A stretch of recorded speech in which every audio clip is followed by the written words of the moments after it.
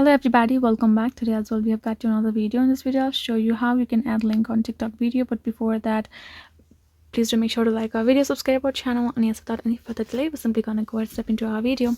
For the matter, let's go ahead access our TikTok app first. This kind of image is gonna pop up here in the home section, right? So you're gonna tap on this plus icon, just keep it right over there, and you're gonna simply record yourself a video, or you can upload a video. Once you have done so, you're gonna go ahead, tap on this check mark given on your right side, tap on your next again, and here in the section you can find this add link option below the tag people. Once you have tapped on it, you will be able to add yourself a link. So you'll have to make sure that your video is long enough for you to access that option. You're gonna go ahead, attach a link, and you can tap on this post and you will be able to post your TikTok video with a link to it. So that is how you can do it. Hope this video was helpful to you all. Thank you so much for watching, and yes, I will be seeing you guys in our next video.